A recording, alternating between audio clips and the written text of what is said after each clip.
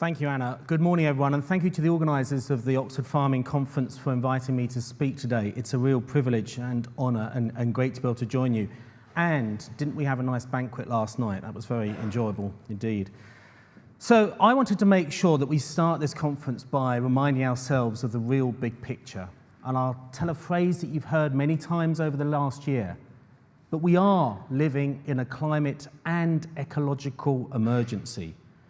Scientists are saying that the decisions we take in the next decade or two will determine essentially whether we'll be able to stop runaway climate change and stop it getting really serious, even worse than it is now, or actually whether it might make it too late. Decisions in the next decade or two.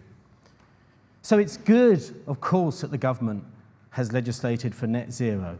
2050, far too late. It's really good that the NFU has their plan for net zero by 2040, and that is welcome, and I will quibble on aspects of it, but it is welcome that the NFU has done that. But it is the next 10 years, and actually even the next 5, the lifetime of this current Parliament, where we need to see action. Just talking about the long-term targets may distract us from what has to be done here and now within the next 5 years. And to put it in perspective, we need to be cutting emissions annually by something in the region of 15% if we're going to achieve these targets. At the moment, the UK remains off track against its legally binding carbon budgets. And it has to do a lot more to get back on track. What about the ecological emergency? Well, last year in 2019, the UN Global Assessment Report determined that nature is being destroyed at a rate 10 to 100 times higher than the average over the past 10 million years. And although we often talk about the loss of rare species, actually perhaps it's the loss of biomass of species, the loss of species abundance around the world that is the real problem. It's calculated that the biomass of wild mammals has fallen by 82%, and natural ecosystems have lost about half their area, and 1 million species at risk of extinction, all largely as a result of human actions.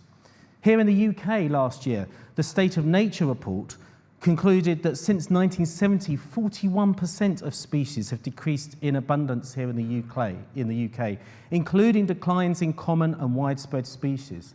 And that also means a loss of ecosystem function.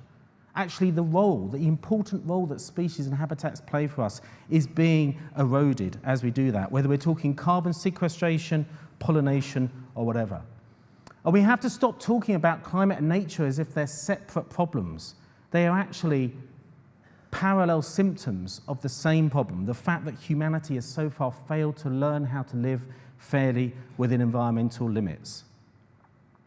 So the fact is whether Brexit was happening or not, actually we would have to dramatically change the way we go about our agriculture to deal with this climate and ecological emergency. Because there's no getting away from it. Agriculture has been one of the bigger drivers of this crisis. Not the only one, not by a long way. There are many others. Of course, fossil fuels, the real culprit of the climate emergency. That's why we need to phase out fossil fuels completely. And everyone thought that was mad when we were saying that 20 years ago. Now we have a UN agreement that basically says we should do that. But you'll be pleased to know no one's going to say that we should phase out agriculture. What we need, of course, is a fantastic, exciting transformation to make sure that agriculture really is what so many farmers want to be, part of the solution to these twin problems. But the problem has never really been farmers. The problem has always been agricultural policy and the barriers that that sets for so many farmers. So we are seeing this rethink in the UK. And we have, I think, won that argument now that where public money is spent, it needs to be for public goods.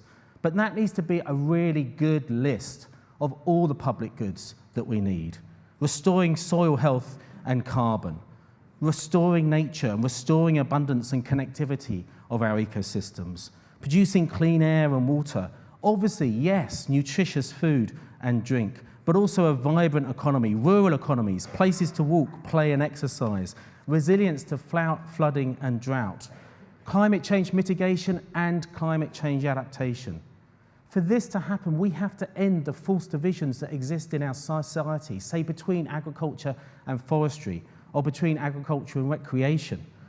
if we're really going to be able to benefit from the huge vision and opportunity ahead of us. So I'll give you some examples of what that could look like. On trees, we're saying at Friends of the Earth we need to double tree cover in the UK. Currently, tree cover in the UK is around 13% of our landmass.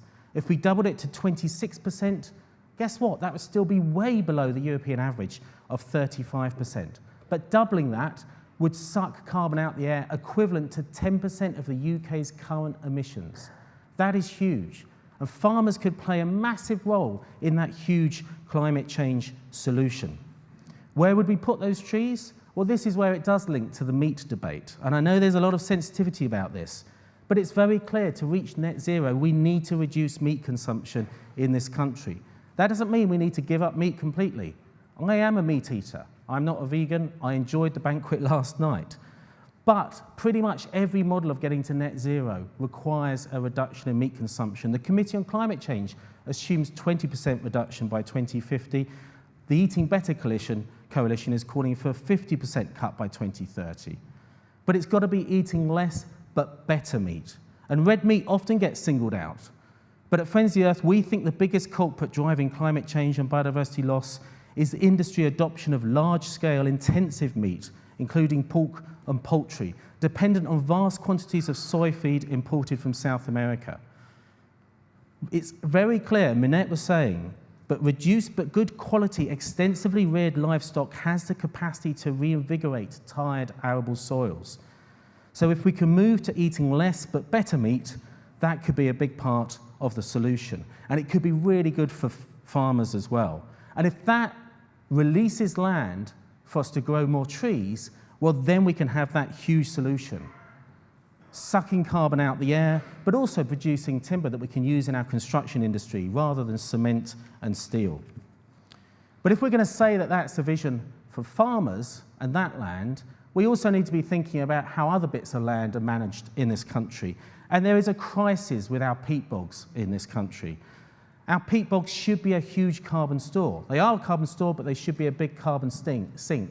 But at the moment, our peat bogs are so badly managed and so degraded, not least because of burning on them, actually our peat bogs are releasing, by some estimates, as much carbon dioxide as equivalent to all the refineries in this country. We need to ban the burn on peat bogs and turn our peat bogs into sucking up carbon dioxide, which they can do indefinitely if they're in a good wet state, rather than becoming a source of carbon. And 10 years ago, DEFRA put targets in place where they would said they needed to end the sale of peat to amateur gardens by, guess which year? 2020. And they promised that if that didn't happen, they'd look at legislation. Well, it's 2020, and there's still vast quantities of peat being sold to amateur gardeners in this country. It's time to ban the sale of peat as well. But also, if we're going to solve that problem of falling abundance in our biosphere, we need to talk seriously about pesticide reduction. Again, this isn't to say to ban all pesticides and end the use, but there's so much evidence now that there's a huge overuse of chemicals on our land. And the evidence is that overuse of chemicals harms birds, butterflies, earthworms, hedge frogs, fish, wild plants, and wider nature. It is hammering the abundance of our nature. But again, we're not pointing the finger at farmers. Farmers can be part of the solution here. And we're really impressed with the work that innovative farmers have been doing. Farmers, for example, that committed to producing oilseed rape without neonicotinoid pesticides before they were banned, and actually saw increased yield there. There's also an interesting connection again with agroforestry, which has multiple benefits for farmers. Recent research shows how trees and hedges boost natural predators by adding more habitat diversity to the farm. And you might be surprised to hear someone from Friends of the Earth say perhaps there's a big place for technology. We've been impressed by the way that the small robot company has been working closely with farmers to develop technology that will not only be able to tell the difference between crop and weed, but also to take out specific weeds that are an economic threat to the crop, leaving other harmless wild plants as food sources for biodiversity. Thank you, Anna. Just shows you how regulation works. There you go. We have to work with nature to cut pesticides and help productivity in the future. And a recent French study has shown that 77% of farms could cut pesticide use by 42% without any loss of productivity. So we want to see a pesticide reduction target in the agricultural bill to deliver this, and the support mechanisms, of course, to enable farmers to do it. But one final point that is really important.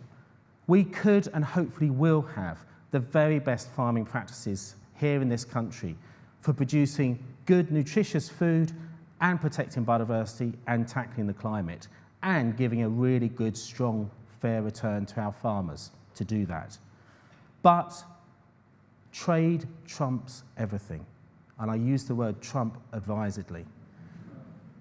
We could have the best system here in this country, but if we do trade deals with other countries that allows imports of food that have been produced to lower standards here, that will undercut our farmers and be devastating for this industry. And we've heard some warm words from the government on trade, but they haven't yet said that they will turn down trade deals with Donald Trump that are offered if that results in importing lower standard food to this country. At the moment, the conversation for government is about maintaining high standards in this country. That's very welcome. We have to also say that food will not be imported to this country unless it's made to similar standards.